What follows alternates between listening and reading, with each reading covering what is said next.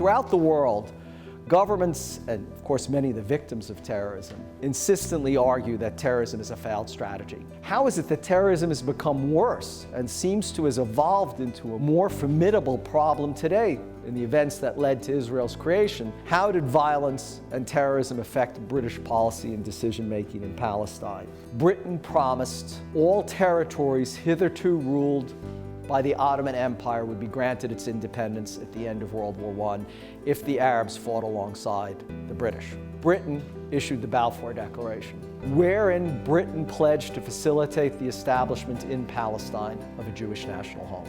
And it's those two conflicting promises that I would argue doomed British rule. Britain very faithfully allowed Jewish immigration to commence to Palestine. Even that very modest number had a seismic impact on the Arab population of the country, who feared that their country would eventually be overrun by the Jews. Britain decided they can't rule a country where every year massive rioting is breaking out. Henceforth, Jewish immigration to Palestine would be limited on what the British determined would be the country's economic ability to absorb new immigrants. The Arabs interpreted that as violence paid. One of the leading figures was Haj Amin Husseini. First British representative on the ground also arrives in Palestine, and his name is Sir Herbert Samuel. And perhaps to demonstrate his impartiality, he pardons Haj Amin Husseini. He decides that maybe the assumption of public office will make him more responsible. So he firstly appoints him Mufti of Jerusalem. Haj Amin Husseini was at the vortex of almost every violent uprising for the next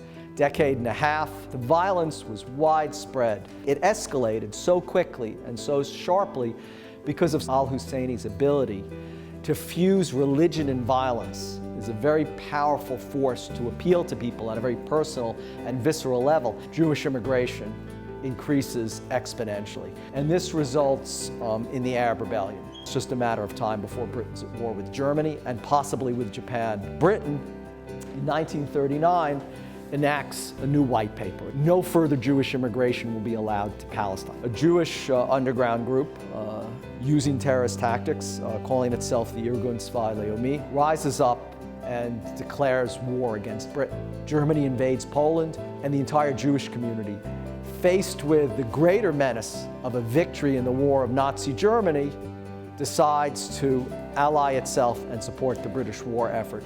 One faction in the Irgun refuses to go along with the truce, Menachem Begin, another future prime minister of Israel, in fact a Nobel Peace Prize winner. He grew up in an environment where anti-Semitism was endemic. Begin completely understood that the meager forces of the Irgun could never defeat the British militarily. Instead, what he embarked on was a strategy or a campaign of attrition, to wear down the resolve and the morale of the British forces, to undermine confidence at home in political leadership, to compel and force otherwise liberal societies to adopt illiberal laws and repress the population and force them into the arms of the terrorists. He sought to enlist international opinion and hopefully generate sympathy for the Jewish cause by portraying Britain as a repressive, occupying force. U.S. troops invaded Afghanistan in November 2001, and they found in al-Qaeda's exceedingly well-stocked library